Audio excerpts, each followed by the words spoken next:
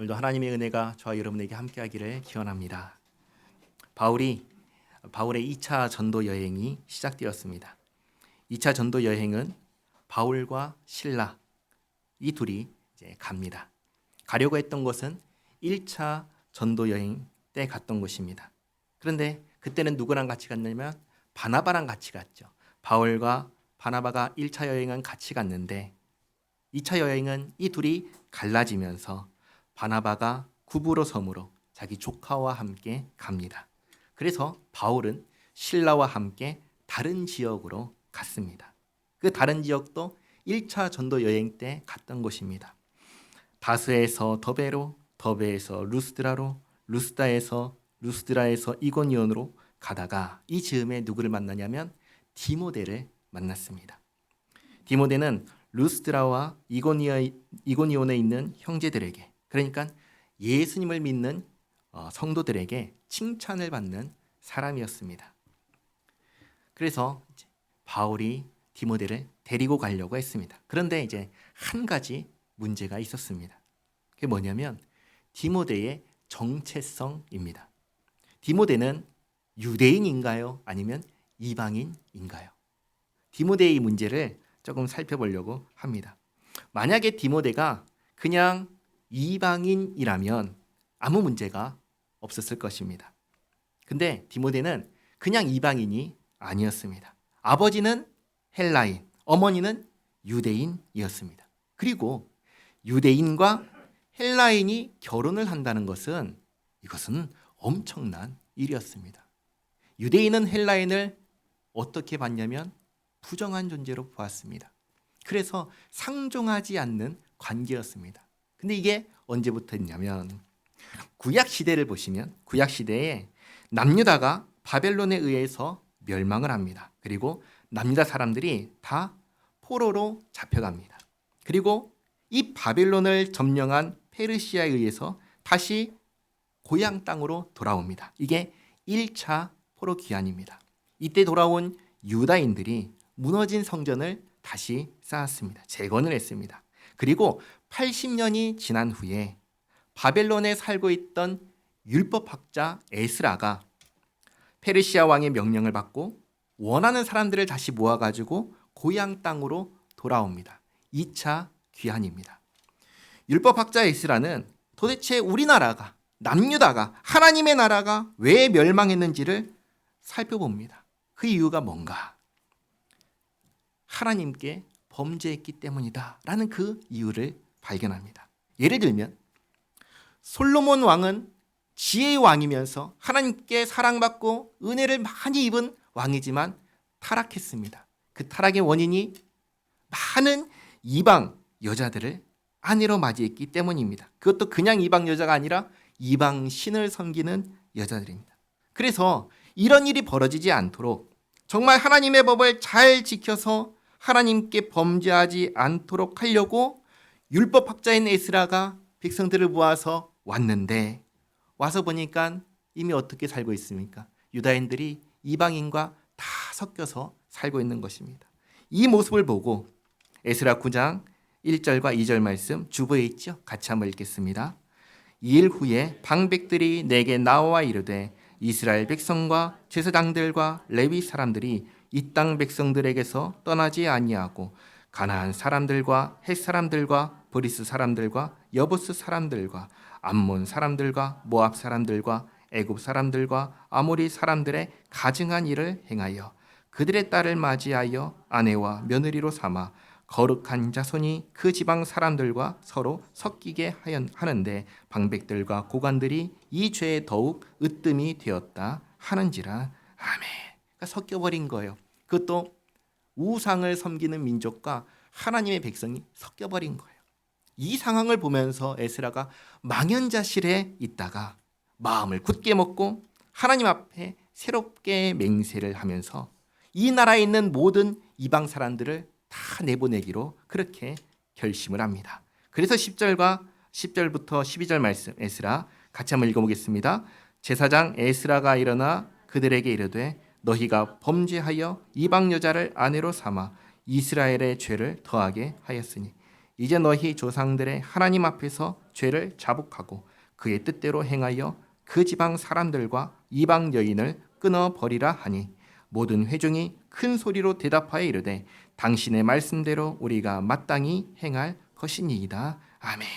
이렇게 해서 유다인과 이방인이 결혼하지 못하도록 했습니다. 또한 이것을 지킬 것을 맹세했습니다. 유대인은 이 유다인의 후손입니다. 그러니까 유대인과 이방인이 결혼을 한다는 것은 지금 했던 이 맹세를 깨버리는 엄청난 일인 것입니다. 그리고 이런 결혼을 하면은 이 유대인 여자는 어떻게 될까요? 추방되는 것이죠. 유대인 공동체에서 추방되는 것입니다. 그런데 다행히도 디모데의 어머니는 유대인이지만 이방인과 결혼했지만 유대인 공동체에서 추방당하지 않았습니다. 아마도 디모데의 아버지가 비록 이방인이지만 하나님을 경외하는 이방인으로서 유대인의 회당에 출입하는 사람이었던 것 같습니다. 그래서 결혼을 했지만 이게 문제가 되지 않았던 것이죠. 그런데 문제는 뭐냐면 그 사이에 태어난 아들입니다. 디모데입니다. 디모데의 정체성입니다. 부모가 유대인의 회당에 출입하는 사람이고 하나님을 경외하는 사람이라면 유대인의 전통에 대해서 잘 알고 할례를 해야 한다는 것도 알았을 것입니다. 그런데 할례를 하지 않는 거예요. 그러면 디모데는 유대인인가요? 이방인인가요? 이 불분명한 정체성이 유대인 공동체 안에서 걸림돌이 되었을 것입니다. 나아가 유대인에게 복음을 전하는 데 있어서도 문제가 되었을 것입니다. 그래서 할례를 행한 것입니다.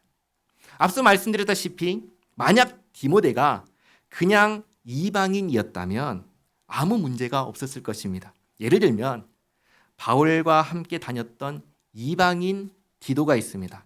디도에게는 할례를 행하라고 하지 않았어요. 갈라디아서 2장 3절 말씀 같이 한번 읽어보겠습니다. 그러나 나와 함께 있는 헬라인 디도까지도 억지로 할례를 받게 하지 아니하였으니 아멘. 이 디도는 본래 이방인이기 때문에 유대인에게 아무 문제가 되지 않았습니다. 그러나 디모데는 이방인도 아니고 유대인도 아닌 이 애매한 정체성이 그 자신과 그리고 앞으로 할 사역에 걸림돌이 될 것이기 때문에 할례를 행한 것이죠. 이건 구원의 문제와 전혀 상관이 없는 사역의 문제 때문에 한 것입니다. 이렇게 할례를 행한 후에 디모데가 2차 전도 여행에 합류해서 같이 길을 떠납니다. 오늘 말씀 사도행전 16장 6절 말씀에 성령이 아시아에서 말씀을 전하지 못하게 하시거늘. 이 아시아는 소아시아라고 말하는데 요한계시록에 나오는 7교회가 있는 지역을 말합니다. 바울 일행이 저 동쪽에 있는 수리아 안디옥에서 출발해서 쭉 서쪽으로 해서 소아시아까지 왔는데 여기서 말씀을 전하지 못하게 하십니다. 남쪽으로는 지중해 바다가 있으니까 동쪽에서 왔죠. 서쪽에서 말씀 못 전하게 하시죠. 남쪽엔 바다죠. 그럼 어디로 갈까요? 북쪽으로 가는 것이죠. 그래서 북쪽으로 갑니다. 6절 하반절에 그들이 부르기아와 갈라디아 땅으로 다녀가 무시아 앞에 이르러 비두니아로 가고자 애쓰되. 무시아에서 더 북쪽에 있는 비두니아 지방으로 가려고 했는데 7절 하반절에 예수의 영이 허락하지 아니하시는지라. 역시 성령님께서 허락하지를 않으십니다. 그래서 도로 내려와서 8절에 무시아를 지나 드로아로 내려갔는데 이 드로아에서 9절 밤의 환상이 바울에게 보이니 마게도냐 사람 하나가 서서 그에게 청하여 이르되 마게도냐로 건너와서 우리를 도우라 하거늘. 바울이 그 환상을 보았을 때 우리가 곧 마게도냐로 떠나기를 힘쓰니 이는 하나님이 저 사람들에게 복음을 전하라고 우리를 부르신 줄로 인정함이라라. 아멘. 지금 상황을 보면은 바울 일행이 갈 곳이 다 막혔어요. 남쪽은 지중해니까 갈 데가 없고 서쪽은 소아시아인데 여기서 말씀 전하지 못하게 하셨으니까 북쪽으로 갔는데 북쪽에서도 성령께서 막으시니까 그러면 남은 것은 동쪽으로 왔던 길로 되돌아가는 것뿐이잖아요. 어떻게 해야 할까 고민하고 있는 상황에서 밤에 환상을 봤습니다. 하나님께서 알려주신 것입니다. 그래서 곧바로 마게도냐를 향해서 출발합니다. 근데 여기서 환상에 대해서 잠깐 말씀을 드리겠습니다. 오늘날에 오늘날의 이때와 같은 환상이 있을까요? 없을까요? 자, 일단 있다고 가정을 해보겠습니다. 있다고. 내가 환상을 봤습니다. 그럼 이 환상이 하나님께서 주신 것인지 아닌지 나는 어떻게 알 수 있을까요? 언제 알 수 있냐면 일이 다 끝난 다음에 알 수 있습니다. 그 전에는 알 수가 없습니다. 그러면 일이 다 끝난 다음에야 알 수 있는 환상은 의미가 있을까요? 없을까요? 의미가 없죠. 의미가 없죠. 그래서 우리는 사도들이 보고 듣고 경험하는 이 모든 환상들이 성경의 요한계시록을 마지막으로 끝났다고 봅니다. 그리고 잘 보시면 지금 이런 환상, 이런 일들이 누구에게 일어났습니까? 모든 신자들에게 다 일어났나요? 그렇지 않아요. 특별한 사람들한테 일어났습니다. 사도와 선지자에게 일어났습니다. 오늘 이 환상은 누가 봤죠? 사도 바울이 봤습니다. 사도가 봤습니다. 대부분의 사람들은 그것과 무관하게 신앙생활을 합니다. 그러니 성경을 읽으면서 천사가 나타나고 환상을 보고 기적을 경험하는 것들을 읽으면서 야, 이런 일들이 나에게도 일어났으면 좋겠다 생각은 할 수 있죠. 그러나 내가 사도가 아닌 이상, 선지자가 아닌 이상은 그런 일은 일어나지 않는 거예요. 그리고 사도가 더 이상 있을까요? 없을까요? 사도는 더 이상 없습니다. 마지막 사도인 바울을 끝으로 더 이상 사도는 없습니다. 이 성경이 완성되면서 더 이상 하나님께서는 우리에게 이런 방식으로 계시하여 주시지 않습니다. 이런 식으로 계시하여 주시던 일들은 다 끝난 거예요. 하나님께서는 이제 오늘날 우리에게 하나님의 뜻을 무엇으로 알려주실까요? 성경을 통해서 알려주십니다. 우리가 하나님의 뜻을 알기 위해서 환상을 봐야 한다거나 신비로운 어떤 체험을 해야 된다거나 그런 일은 전혀 없습니다. 우리가 반드시 알아야 하는 것은, 우리가 반드시 알아야 되는 하나님의 뜻은 다 하나님께서 이 성경에 주셔서 성경을 통해서 명백하게 알게 하셨습니다. 그러니까 환상을 사도 바울은 봤지만 이제 우리가 그것을 기다리고 기대할 필요는 전혀 없는 것입니다. 자, 그리고 여기 10절을 보시면 10절부터 처음 등장하는 한 단어가 있습니다. 뭐냐면 우리라는 단어입니다. 우리. 이전에는 바울이 갔다, 바울과 바나바가 갔다, 두 사도가 갔다 이런 식으로 바울 일행을 표현했는데 여기서부터는 우리라고 표현을 합니다. 그래서 아마 이 즈음부터 누가복음과 사도행전을 기록한 의사 선생님 누가가 합류한 것으로 추정을 합니다. 그러니까 이 전도여행, 2차 전도여행의 일행이 이제 바울과 실라와 디모데와 누가가 합류한 것입니다. 이 네 명이 같이 마게도냐를 향해서 갑니다. 11절에 우리가 드로아에서 배로 떠나 사모드라게로 직행하여 이튿날 네아폴리로 가고 거기서 빌립보에 이르니 이는 마게도냐 지방의 첫 성이요 또 로마의 식민지라. 이 성에서 수일을 유하다가 안식일에 우리가 기도할 곳이 있을까 하여 문 밖 강가에 나가 거기 앉아서 모인 여자들에게 말하는데 바울 일행이 마게도냐에 도착을 했습니다. 마게도냐 지방의 첫 성 빌립보에서 며칠을 지냈습니다. 그리고 이제 안식일이 됩니다. 안식일에는 유대인들이 어디로 가냐면 회당에 갑니다. 회당에 가서 예배를 드렸습니다. 그리고 바울 일행은 항상 어디를 가장 먼저 갔냐면 유대인의 회당에 항상 먼저 가서 복음을 전했습니다. 그런데 여기 보니까 어디에 가죠? 회당에 가나요? 회당에 가지를 않아요. 오히려 안식일에 우리가 기도할 곳이 있을까 하고 찾는 모습을 봅니다. 왜 그럴까요? 왜냐하면 빌립보에 유대인의 회당이 없기 때문입니다. 없으니까 기도할 장소, 예배할 장소로 어디로 가야 될지 적당한 장소를 알아보려고 나간 것입니다. 성문 밖에 강가에 가서 거기 모인 여자들에게 말을 걸었습니다. 이 여자들에게 무슨 말을 했을까요? 아마도 이랬겠죠. 지금 뭘 찾으러 갔죠? 기도할 장소를 찾았잖아요. 기도할 장소, 예배할 장소가 어디 있는가 하고 물었을 것입니다. 그러면서 아마도 자연스럽게 우리가 누구인지, 우리가 누구를 섬기는 사람인지를 이야기했을 것입니다. 그래서 여기서 한 여자가 바울의 이야기를 귀담아 듣습니다. 자, 우리가 바울 일행이라고 한번 생각해 보시기 바랍니다. 우리는 누구입니까? 우리는 예수 믿는 사람입니다. 우리는 예수님의 이름으로 하나님께 기도하고, 그리고 우리는 예수님의 이름으로 하나님을 예배하는 사람입니다. 이 여자들에게 나아가서 우리가 하나님을 섬기고 예수님의 이름으로 하나님을 예배하고 기도하는 사람인데 어디서 예배할 수 있고 기도할 수 있습니까? 하고 말하면서 자연스럽게 우리가 믿는 하나님, 우리가 믿는 예수님에 대해서 얘기를 하겠지요. 우리가 믿는 하나님은 어떤 분이십니까? 지금 여기서 이 이야기를 듣는 사람들은 유대인인가요? 유대인이 아니에요. 이방인이에요. 유대인이 아닌 이방인에게 바울 일행이 하나님은 누구시라고, 예수님은 누구시라고 이야기를 할까요? 하나님은 누구십니까? 우리가 믿는 하나님은 누구시죠? 우리가 믿는 하나님은 하늘과 땅을 창조하신, 이 세상 모든 것을 창조하신 창조주 하나님이십니다. 하나님은 만물을 창조하셨을 뿐만 아니라 사람을 창조하셨고 나도 창조하신 하나님이십니다. 예수님은 누구십니까? 예수님은 그 하나님께서 보내주신 하나님의 아들 예수님이십니다.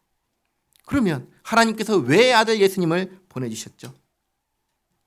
나를 만드신, 나의 생명의 근원이 되시는 하나님을 떠나서 멸망의 길을 가는 사람들을 살리시려고, 구원하시려고 예수님을 보내셨습니다.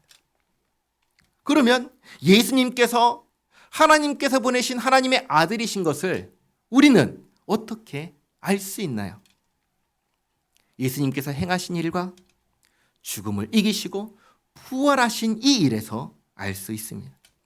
예수님께서 하신 일을 한번 생각해 보시기 바랍니다. 예수님께서는 도무지 사람으로서는 할 수 없는 일들을 하셨습니다. 귀신을 쫓아내고 병든 자를 고치고 죽은 자를 살리셨습니다.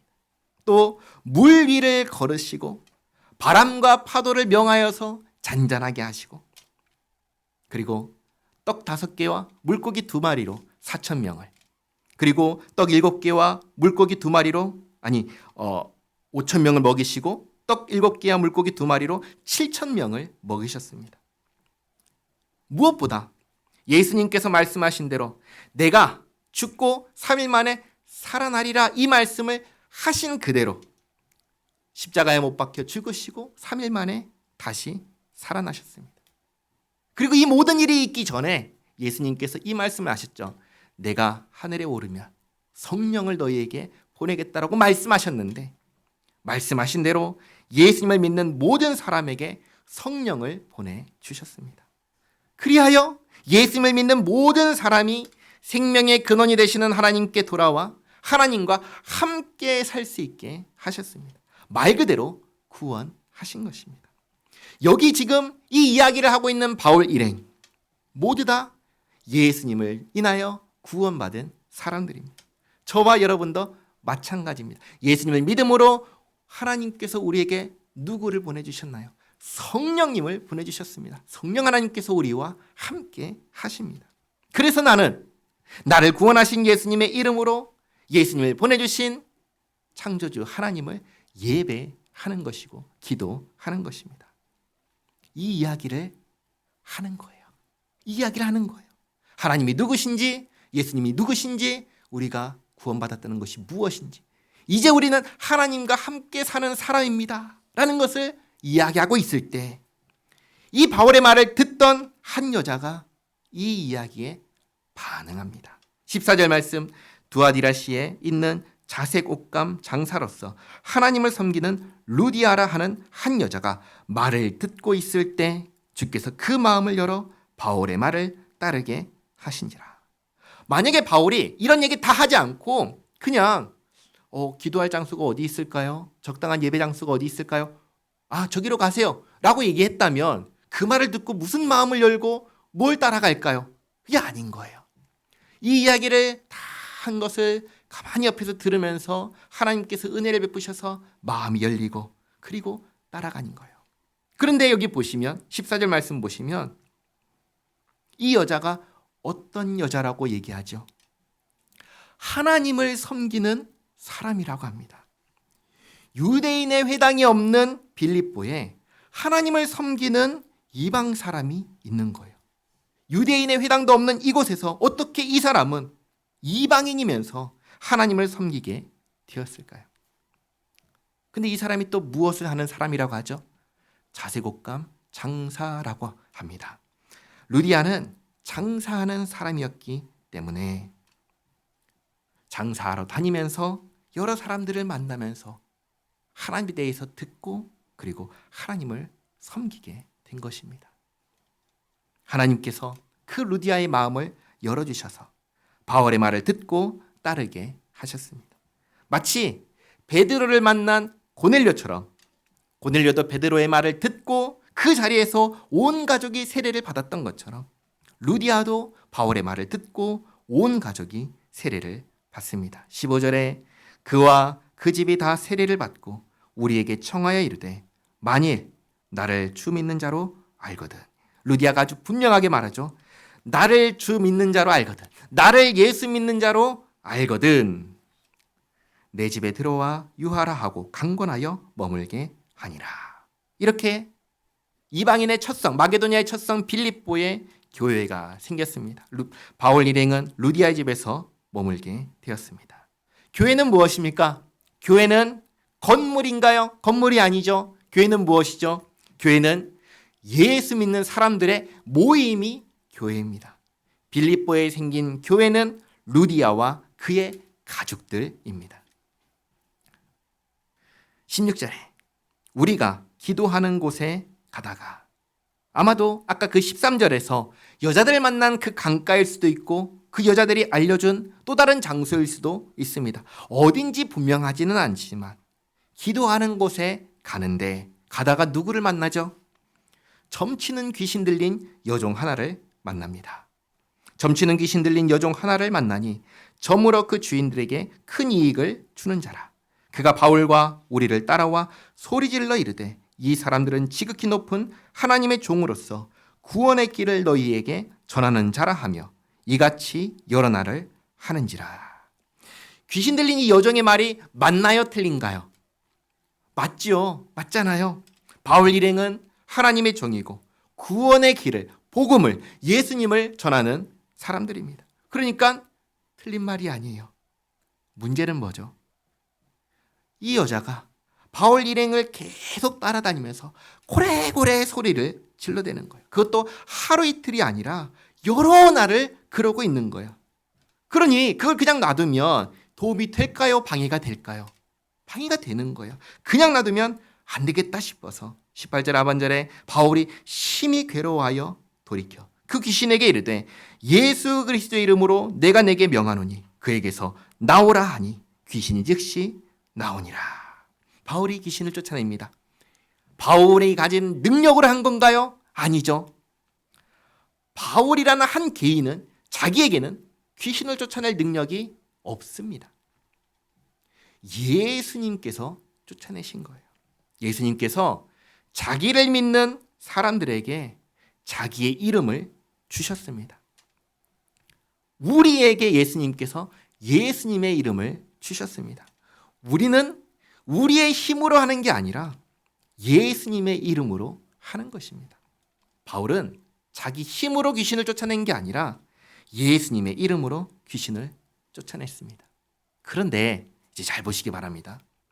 문제가 한 가지 있어요. 이것을 누구도 원하지 않았다는 사실입니다. 분명히 이 여종은 귀신 들린 여종이었습니다. 그리죠? 그리고 그 귀신으로부터 해방되었습니다. 자유를 얻었습니다. 그러면 좋은 건가요? 나쁜 건가요? 좋은 거잖아요. 근데 그게 아닌 거예요. 이들에게는 귀신이 나간 게 좋은 일이 아니었습니다. 오히려 귀신 들린 게 좋은 일이었습니다. 예를 들어 볼까요? 귀신 들린 여종에게 점을 보던 사람들, 쉽게 말해 신점을 보던 사람들은 이제 누가 사라진 거예요? 용한 점쟁이가 사라진 거예요. 그리고 이 여종을 통해서 돈을 벌던 주인들은 뭐가 사라진 거죠?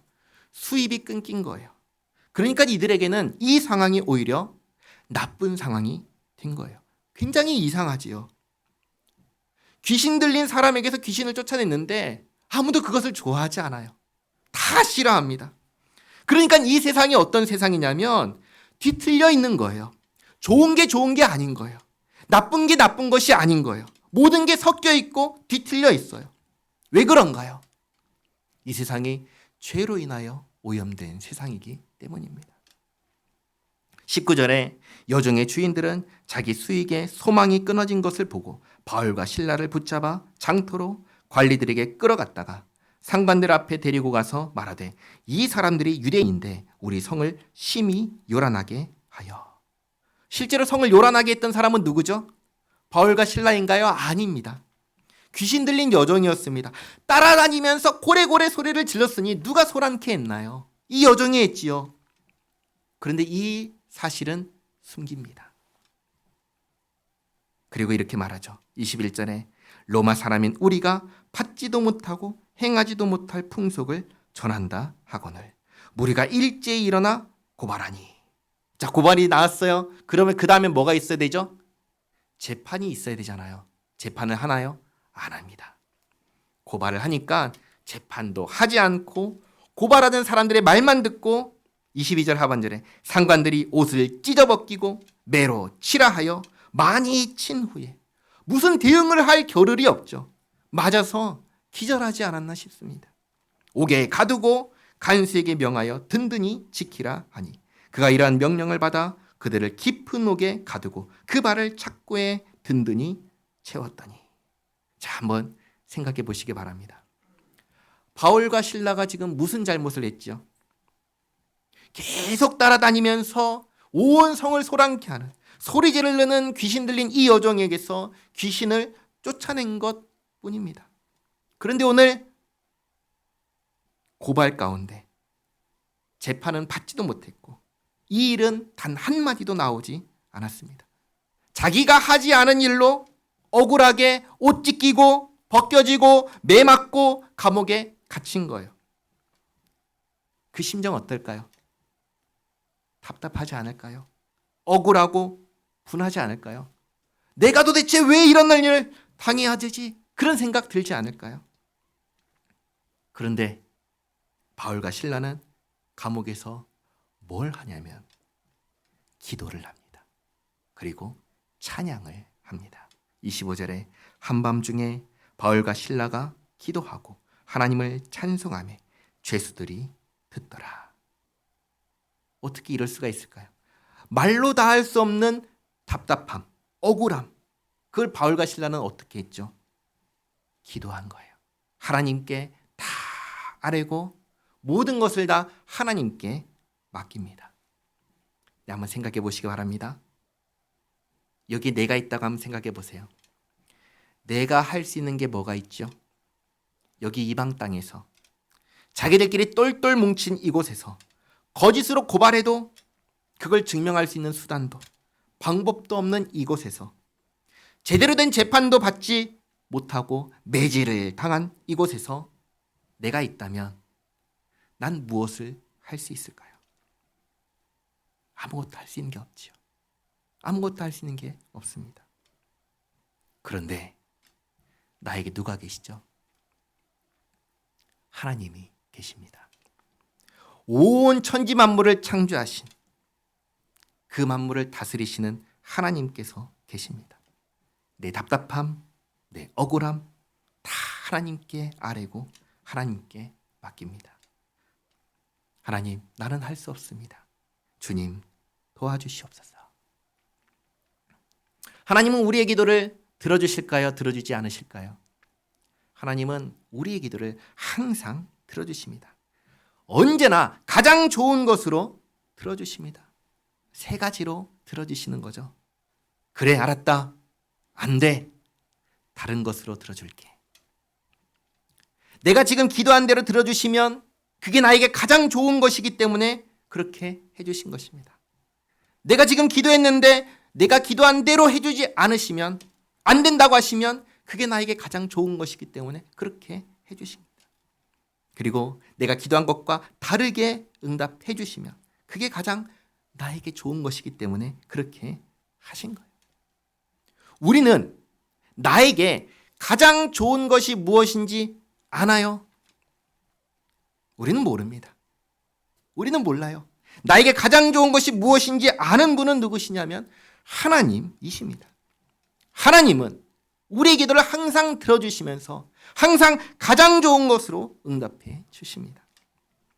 바울과 실라는 우리 하나님께서 그런 하나님이신 것을 알았기 때문에 이 답답함, 이 억울함 다 하나님께 아뢰고 가장 좋은 것으로 인도하실 줄 알았기에 그 입에서 뭐가 나온 거예요? 찬양이 나온 거예요.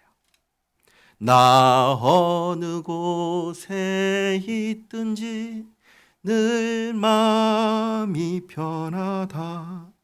주 예수 주신 평안함 늘 충만하도다.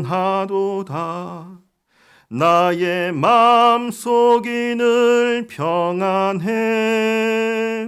나의 마음속이 늘 평안해.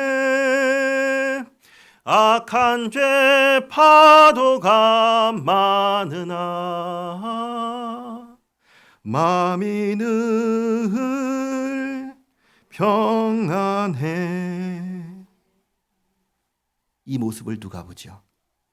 거기 있는 죄수들이 봅니다.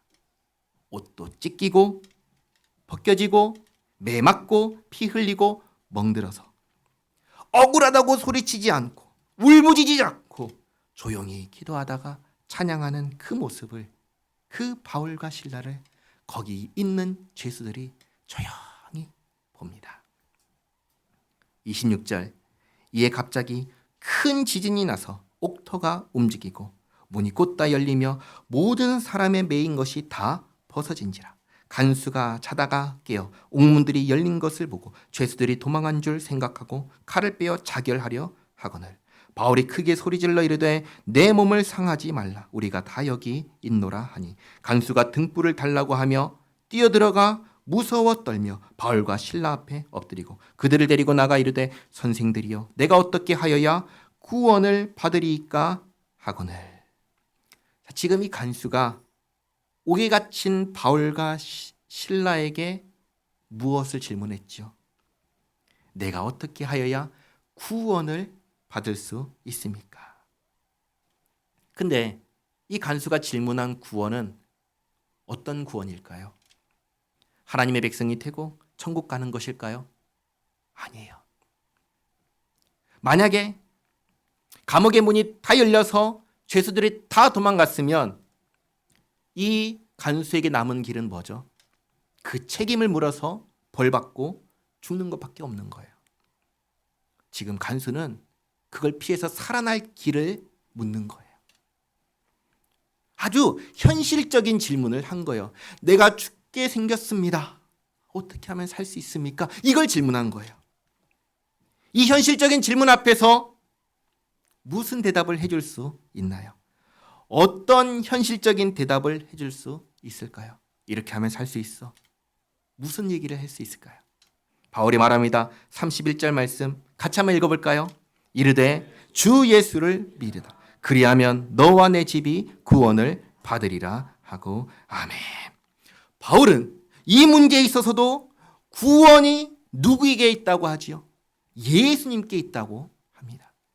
아주 분명하게 말을 합니다. 근데 뭔가 이상하지 않나요? 억울한 일로 감옥에 갇혀있는 바울이 감옥 밖에 있는 간수에게 지극히 현실적인 이 문제에 있어서도 예수님께 있다고 하는 거예요. 어떻습니까? 우리는 우리의 현실적인 문제를 어떻게 풀어나가죠? 예수님은 우리의 현실적인 문제를 해결해 주실 수 있다고 생각을 하나요? 아니면 없다고 생각하나요? 적어도 바울은 억울하게 감옥에 갇혀 있으면서도 아주 분명하게 예수님께서 나의 현실적인 문제를 해결해 주실 수 있다고 믿고 그렇게 대답을 했습니다. 그리고 참으로 그렇습니다. 옛날에 이런 말을 들었습니다. 예수 믿지 말고 주먹을 믿어라. 예수 믿지 말고 돈을 믿어라. 예수님을 믿는 것은 죽어서 천국 가기 위해서 믿는 거고 이 땅에서 사는 것은 다른 문제야 라는 말을 옛날에 들은 적이 있어요. 그런가요? 아니죠. 전혀 그렇지 않습니다. 예수님을 믿는 것은 우리의 현실, 우리가 먹고 사는 이 현실과 정확하게 맞닿아 있습니다. 왜 그런가요? 하나님이 누구시죠? 하늘과 땅을 창조하신 하나님께서 우리의 아버지가 되시기 때문입니다. 우리를 구원하신 예수님께서 우리의 주인이 되시기 때문입니다. 앞에서 기도에 대해서 말씀드렸죠. 우리가 만일 하나님의 백성이 된다면 하나님께서는 자기 백성된 우리를, 우리의 현실을 우리에게 가장 좋은 것으로 펼쳐주시고 인도해 주십니다. 그런데 오해하지 말 것이 있습니다. 이 말은 내가 생각하는 좋은 일들이 일어난다 이 말이 아니에요. 이 세상은 어떤 세상이죠? 이 세상은 하나님을 떠난 사람들로 가득한 죄악이 관영한 세상입니다. 사탄 마귀의 권세로 지배를 받는, 죄와 죽음의 권세로 지배를 받는 세상입니다. 그런 세상에서 일어나는 일 가운데 과연 좋은 일이 뭐가 있을까요? 더러운 흙탕물 속에서 흙탕물을 건져내면 한 컵 뜨면 그 물은 깨끗한 물일까요? 더러운 물일까요? 더러운 물이에요. 오염될 것뿐이에요. 마찬가지예요. 하나님을 떠난 이 세상에서 일어나는 일들은 전부 다 부정해진 일, 더러워진 일, 나쁜 일 뿐이에요. 다행히 하나님께서 하나님을 떠난 이 세상을 포기하지 않으셨기 때문에 여전히 돌봐주시기 때문에 나쁜 일 가운데에서 때때로 좋은 일들이 있는 거예요. 그리고 이게 중요합니다. 그리고 하나님께서 나와 함께 하실 때 하나님께서 나에게 일어나는 모든 나쁜 일을 선한 길로 변화시켜 주십니다. 그렇게 바울이 이 간수에게 이렇게 대답을 한 거예요. 주 예수를 믿으라. 그리하면 너와 내 집이 구원을 받으리라. 참으로 그렇습니다. 예수님께서 나의 주인이 되실 때 내 인생은 이제 내가 책임지는 인생이 아니라 예수님께서 책임져 주시는 인생, 가장 좋은 길로 인도함을 받는 인생이 되는 것입니다. 이것을 기억하시기 바랍니다. 기도하겠습니다. 좋으신 하나님, 우리는 우리의 현실과 신앙이 서로 관계없다 생각하며 살아갑니다. 그러나 오늘 사도 바울의 말을 통하여 그게 아니라는 것을 깨달았습니다. 우리의 현실에서도 예수님만이 우리의 소망이 되신다는 것을 깨달았습니다. 뿐만 아니라 하나님께서 특별히 하나님의 백성을 돌보아 주시기에 우리의 인생을 마침내 가장 좋은 목적지로 인도해 주신다는 사실 또한 깨달았습니다. 하나님, 예수님을 믿는 믿음 안에서 우리에게 이 은혜를 베풀어 주심에 감사합니다. 우리에게 일어나는 모든 일을 선한 길로 인도하여 주심에 감사드립니다. 우리의 아버지 되시는 하나님, 우리의 인생길을 인도하여 주시는 하나님, 우리가 하루하루 살아가는 날들이 그렇게 가장 좋은 길로 인도하여 주시는 하나님께서 원하시는 일들을 하며 살기를 원합니다. 성경을 통해서 밝히 알려주시는 주께서 기뻐하시는 일들을 우리도 기뻐하며 행하며 살게 하옵소서. 주께서 구원하신 주의 백성을 통하여 주님 영광 받으시옵소서. 예수님의 이름으로 기도하옵나이다. 아멘.